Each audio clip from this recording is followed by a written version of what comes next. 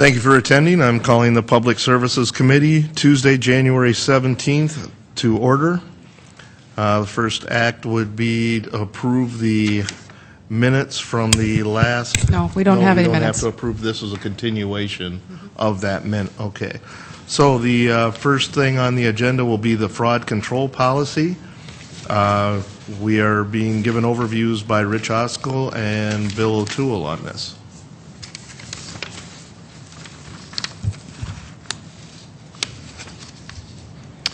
Thank you, committee. This fraud controls policy, it started last summer, I believe, when we mentioned it to the audit committee, and I was told to start working on that and then work with the fiscal committee. I prepared a draft, and then I had the draft reviewed by the city attorney and our director of human resources for their input and their suggestions. We revised the policy a couple of times, and I think the reason why we're bringing it before this particular committee is because the three of us, as we worked on this draft policy, none of us felt comfortable about an allegation of fraud or wrongdoing that would come up concerning elected official, either mayor or council member. It wouldn't be appropriate to have the city attorney or the HR director or myself investigating a matter of somebody that we're reporting to or appointed by. So we, with the suggestion from David Feifley, we changed the policy so that any allegations that arise concerning an elected official would be handled by the Board of Ethics. And so that was the major change that we made in that draft policy. So I'm here to answer any questions. I know we have the city attorney, HR director also, if there's any questions the committee has, but I think we as a group of three feel fairly comfortable with this draft and bring it forward to the next level, unless you would have concerns or questions about that. But that was the major change that we made after the first couple of drafts, was to make that determination that the Board of Ethics would handle those sorts of allegations. Okay. Do we have any questions from the committee?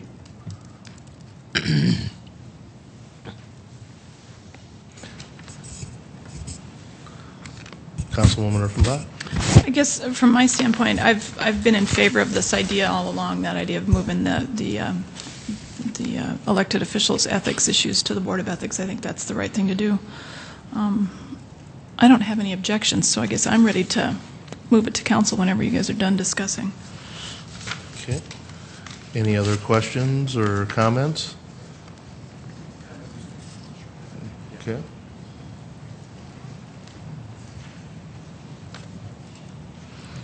I do have a couple questions before we move this forward, if that's okay. Mm-hmm. Bill O'Toole, Director of Human Resources. Just a quick comment, what Rich said. He really led the charge and worked with us. He did clearly the lion's share of the work as it relates to the policy draft in front of you, and we worked with him to make some amendments. One other just friendly amendment, if I could maybe suggest it for consideration, and I haven't even talked to the finance director about this, but on page 6 under E, there's reference to a fraud coordination committee comprising of the lead internal auditor, city attorney, and director of human resources. Just a consideration to maybe include the finance director in that committee. It's not in this report. I just thought I wanted to mention that. And okay. I hope Tracy won't be too concerned about my recommendation for that. Thank you. Mr. O'Toole, I guess I do have a question on this then. This fraud coordination committee. Who is going to be on this fraud coordination committee? Because we already have an audit committee that would handle this type of fraud, would they not? Do you want to talk about the procedural aspect of that? The way it works now with the fraud hotline is I receive an email report. The calls are handled by a third-party provider that's out of state, so no city employee ever hears the call, or we don't keep a recording. We just get an email report from the interviewer, and that comes to me. And in the past, we didn't have a written protocol on how to deal with the situation. It was sort of an ad hoc basis.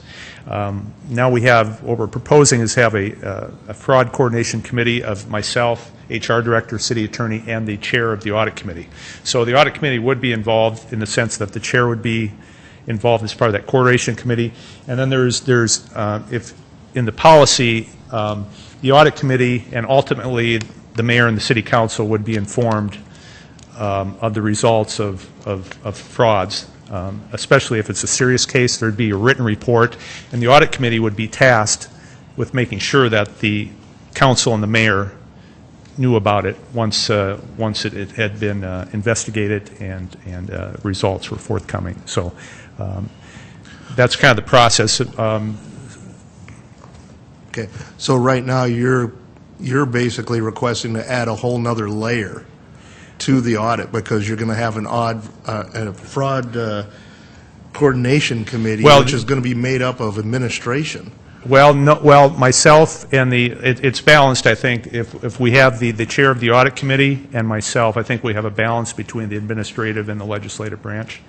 I think that's the safeguard that it's not all going to be investigated by the administration without the other branch of government. So I guess what's the concerns about actually just taking this to the fraud committee itself to the audit instead committee? of adding this extra layer? I think this will speed up the process. This fraud coordination committee can get together very, very quickly. You know, if a call comes in, a report comes in, say on a Tuesday, by that afternoon, we could probably arrange a meeting with those four individuals, the chair, myself, and the two directors. I think we could get on it right away. And with an audit committee, you know, it can be a challenge to get 7 people together for a special meeting. That was our thought. But okay, thank you.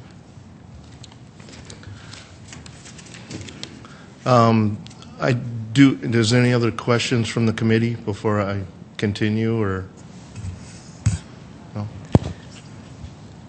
Councilwoman? Can I just bring up a point of clarification? Sure. We're having an issue with the copies that we're getting from SIRE.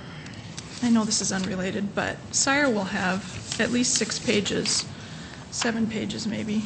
We get the odd numbered pages, and so if you're not paying attention, committee members, which I wasn't until moments ago, all your pages are not on your desk.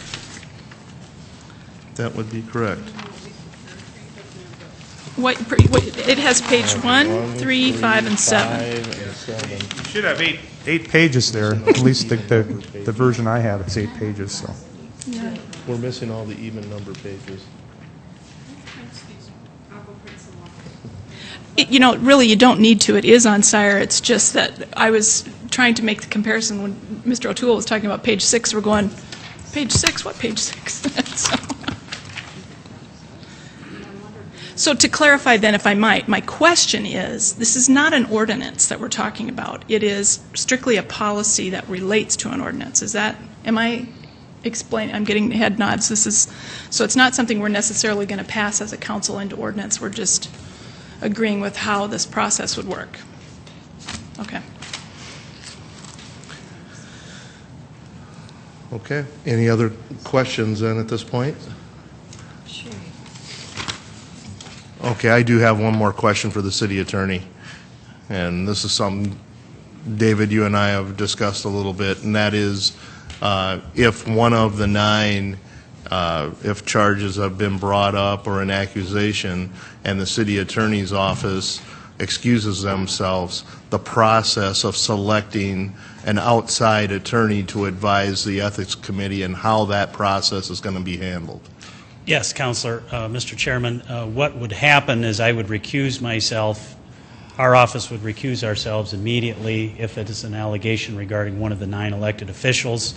Then it is left up to the probably the chairman of the Board of Ethics would make the calls in terms of local attorneys that wouldn't have any conflicts, that would be able to advise the Board of Ethics as they deem necessary.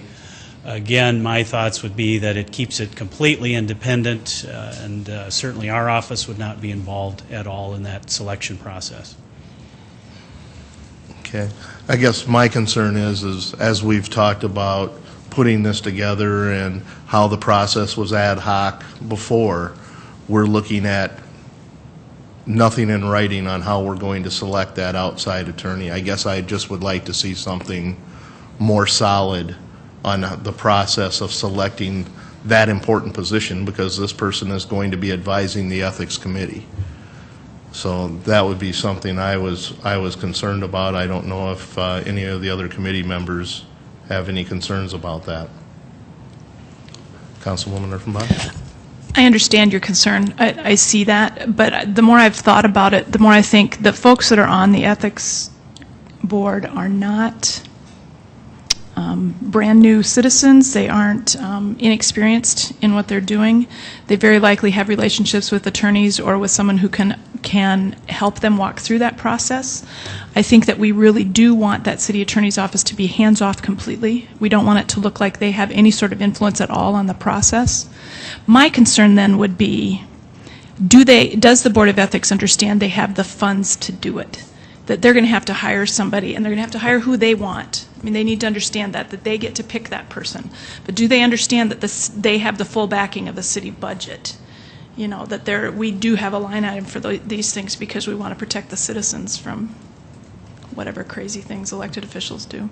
Exactly, and that's the reason why I was asking for something a little more concrete Yeah. than what we have right now as far as how that person is going to be selected. Could we have the city attorney address that? Sure, please. Thank you, Mr. Chairman. Councilor Rippenbach, we have $1,000 for outside professional services budgeted each year for the Board of Ethics, and through our budget process that will be going on very shortly, we're going to have to increase that sum amount, certainly for these types of situations. So those funds will be available. And I guess if I might, can I Please. imagine that conversation then as that complaint perhaps comes across the table at the Board of Ethics meeting and you say, whoa guys, I'm recusing myself. You'll then say to them as you walk out of the room, you've got the funding, find an attorney, see you later, so that they know that they're, I mean, not in those exact words, but you'll give them that little go for it kind of. That'll be part of our continuing orientation for all the board members, as they're aware they have a budget item for that issue. So Okay. they'll be aware of it. And I appreciate your comments, too. They are sophisticated folks, and in fact, there are 2 attorneys on the board right now. Unfortunately, we will lose 4 of them within the next year. Terms just happen to, so we'll be recruiting people to do this important work for the city. But again, they're an advisory board only. I mean, any action that would be taken would be by either certainly the employer, if it's a city employee, or up to the rest of the, what you call the eligible council members, to make a determination on what sort of sanction, if anything, should apply, if it's one of the 9 of you. And I guess that's why I wanted something a little more structured, because whether they're an advisory group or not, once they make their advisory opinion, that is public. So then everything is out there at that point in time, correct? Correct, if you adopt the changes that we're going to talk about next. Correct. Thank you, yes. So I guess that's where I was just looking for, and I spoke to David a little bit earlier today, too, about putting some structure into how the Ethics Committee would select an outside attorney. I think that's something that's important for the Ethics Committee to know, and have it down on paper makes it a lot more solid for them to be able to step out and do that, to do their job. Thank you. I want to remind all guests to please sign in at our sign-in sheet so we know who's all here, please.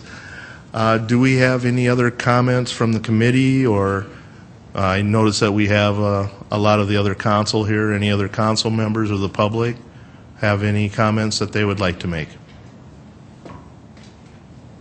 Okay. Do we have any motions on this, or anything how we want to proceed with this committee? Do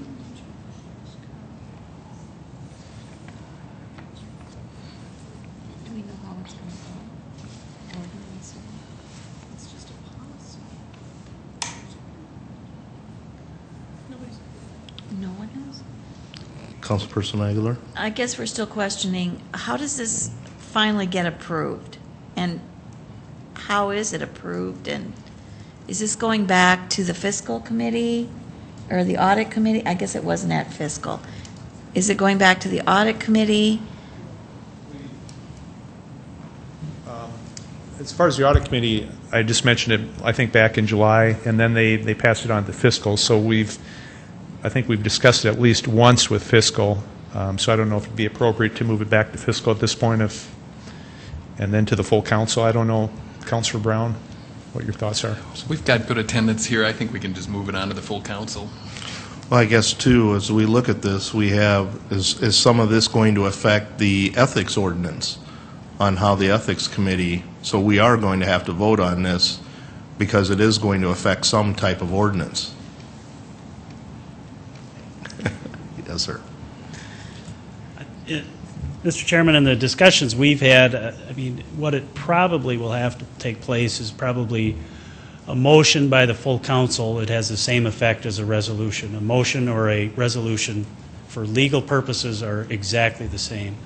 It would adopt this policy, recognize it, not place it into ordinance, but it would be, this was more operating procedures. It wasn't necessarily to provide a set permanent standard to go forward in perpetuity, but I believe the discussion was to have something in place so we have some standard operating procedures going forward, and certainly the council could do that by a motion and approval by the full council.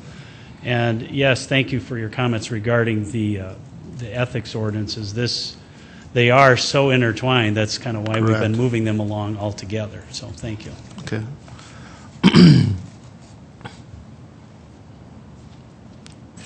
Well, if you need a motion, I'll move to send it to the full council. Second, Urbanbach. All in favor, say aye. Aye. Okay, that passes 4-0, and that will go to the full council. Next, we will be on the ethics ordinance amendment, the ethics ordinance amendments. City Attorney David Fifley.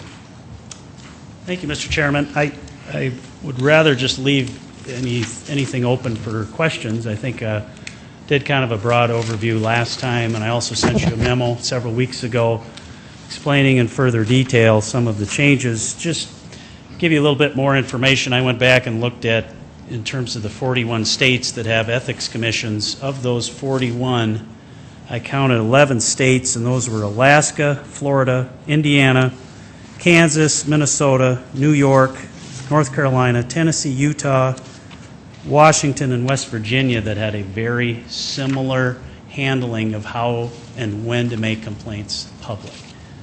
And I also reviewed some more of the case law again, just to increase my comfort level. It's been a several-month process looking at these things, and again, I looking at that legal authority, I think the balance that's being struck by these 11 states is something I'd highly recommend to you folks, and certainly this was unanimously recommended by the Board of Ethics, and I've talked to many of you, and we've also, I mean, these changes were borne out from concerns from several council members as well as Board of Ethics members, and it's more a question of, I think all the concerns were shared.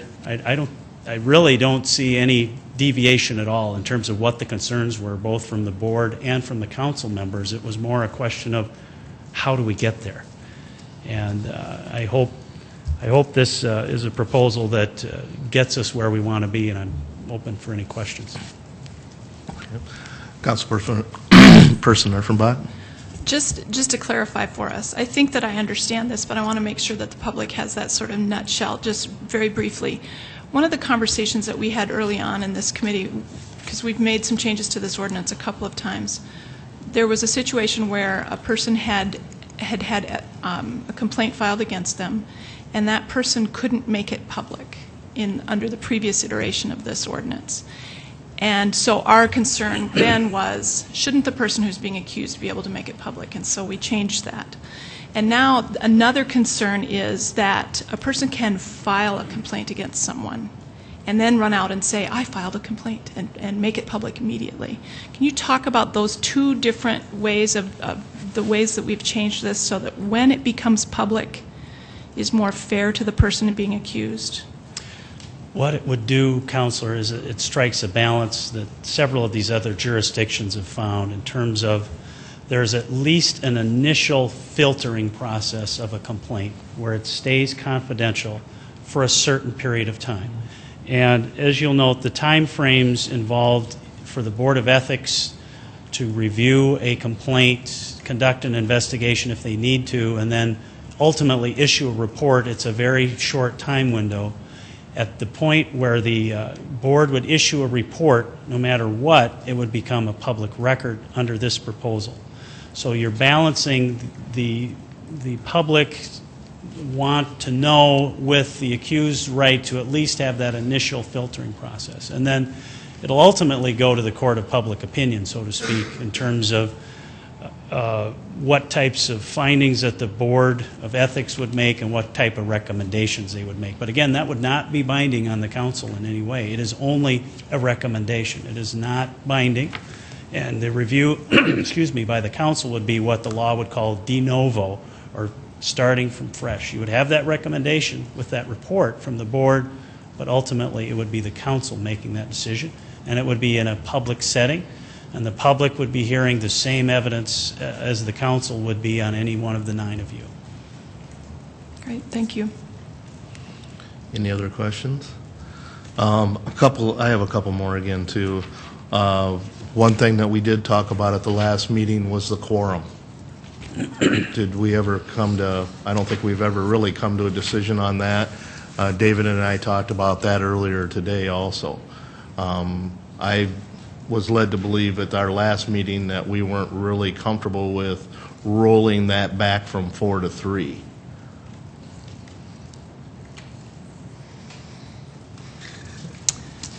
If I might, Please. my only thought, because I was very uncomfortable with it, but my only thought is that, and City Attorney Fifley just said it again, this is an advisory group, and whatever they say to us, even if, if it ends up being only 3, because they are citizens, they have busy lives, they're at different places, different times.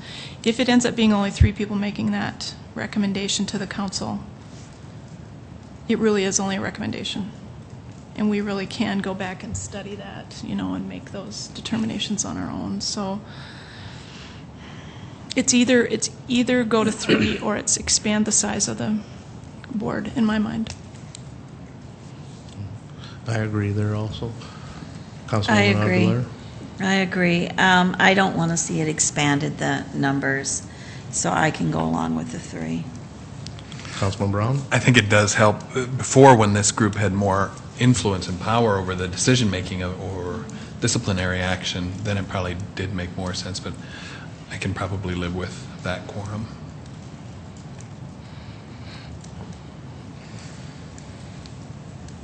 Okay, so we're looking at amending that back to 3 then. And that's what his suggestion is. Right. It's in the change. Well, and that's something, once again, I just wanted to get out for discussion because of our last meeting. And then, okay, then mine again was about the Fraud Coordination Committee. I still feel that that should be handled by one of our committees that are already there, but that's something that can be discussed further during a city council meeting also. Any motions on the ethics revisions? I'd move to send it to full council. Urbanbuck. Second, Aguilar. All in favor, say aye. Aye. That passes 4-0. The next thing on the agenda will be recodification, and we will have Karen Leonard, Assistant City Attorney.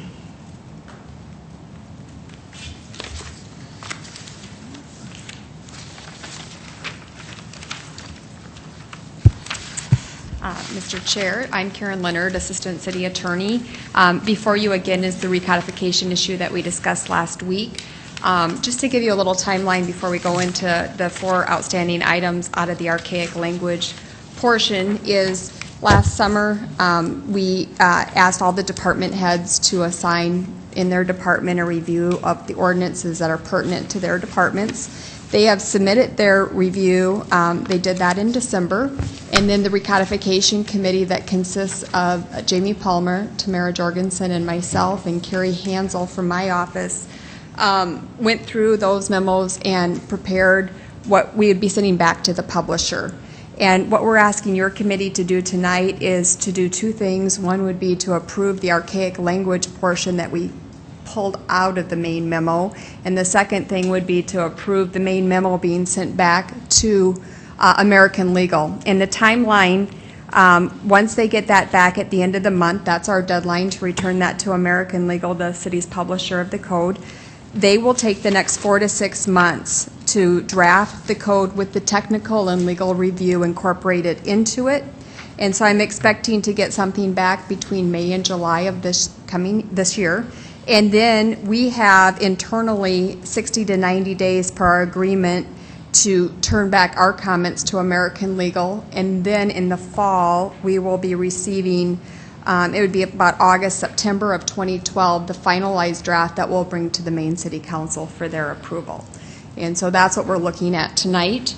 We had some outstanding issues to go through, and I had submitted a memo to all of you to take a look at, and I would just go through all of those with you tonight if that's acceptable.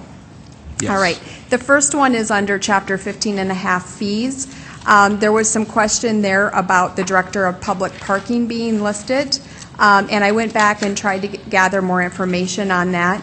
I think that what we would recommend is that we just put in Mr. Smith's full title, which is Director of Community Development and Public Parking, so that there's no confusion on that.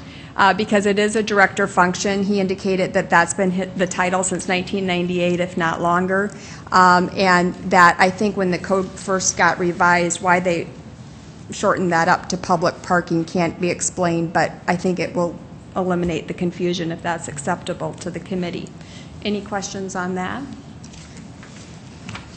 The next change was just a grammatical error in section 29-29. We had deleted the word by before the word the vendor, and we have now unstruck that word. And then, any questions on that particular section? Then in section 41-110, originally I had represented to the committee that this was, the entire section was being removed, and I think some of you questioned that that was too much. It was pages 64 through 72 or something like that in the memo I submitted to you. That was our understanding last week. Then we called down to Public Works and told them that that wasn't going to work, and they pointed out to us that was really what our committee had done.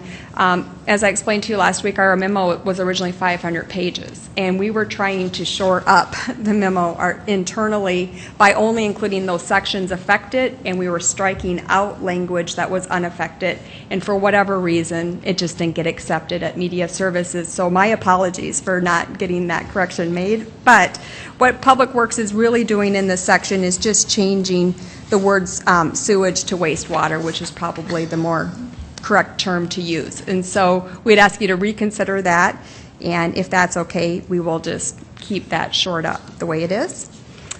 And then lastly, on Appendix A, for the certificates of preliminary plans, we talked about the deletion of the City Director of Planning and Building Services, and tonight before you we've also deleted the word City Engineer from signing that certificate of approval. After discussing this further with the Planning Department, in particular Jeff Schmidt, he indicated to us that this certificate is not required by state law. It is just tied to the subdivision ordinance, and the only two bodies that really need to approve it is the Planning Commission and then the City Clerk's office signing it.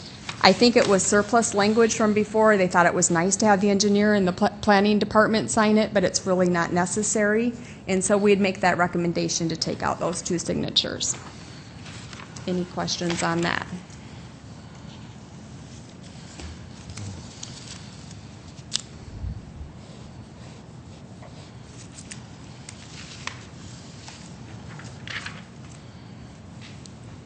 Any other questions, comments, motions? Remind us again what motion you need, Karen. You need The archaic language memo approved, and then the full memo. And then we only made one copy because of the size, but it's a 305-page full memo that, I call it the master memo that we're going to send to American Legal, and that will include cross-referencing the gender-neutral language and the archaic language to American Legal. And we'd like your approval to send that on and keep the process moving. Mr. Chair? So Councilwoman Aguilar? you only need our approval? You don't need, I mean, it can just come out of committee? I believe it can. The only requirement in state law right now is that the council, full body, approve the finalized version that we get from American Legal, and that'll be in the August-September 2012 timeframe. And if I might Councilwoman just Offenbach? remind us that we did discuss this as a full council, that the little, because it's really, it's 300 and some pages, but it's the piddly little stuff, it's the him, her, that kind of stuff, that stuff was all going to go through committee and just get it moving. We did talk about it as full council. There's Isn't- still way more to do, is my understanding. Yes. Will this be done by motion? Okay. Yeah. Similar to, okay. So I would move approval of both the archaic language memo and the full master memo to go to whoever. Second, Aguilar. All in favor, say aye. Aye. Aye. Oh, 1 second. Well, I was going to clarify that. Go ahead. If I may, Mr. Chairman, are you getting to the fact that just for motion for your purposes today to send it on to American? Right. Okay, I'm sorry, I just, Yeah. because, yeah, it's I still ordinance wanted to make changes. sure- Eventually, it'll have to Yeah. obviously Right, no. Be approved by the be council. approved by the council. So all Correct. this is doing is just approving. I'm We're just sorry. moving it to the council, Yeah. And in my motion, it would say, no, it's not moving to council, to American Legal. going to American Legal. Okay. So in the motion, it's not the word whoever, it is the words American Legal. I just couldn't think of that, I apologize.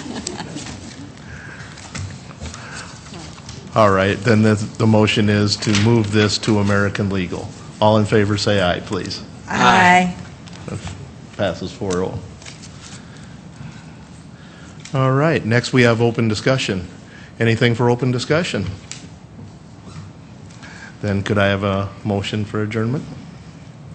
So moved, Durpenbach. Second, Aguilar. All in favor, say aye. Aye. This meeting is now adjourned. Thank you.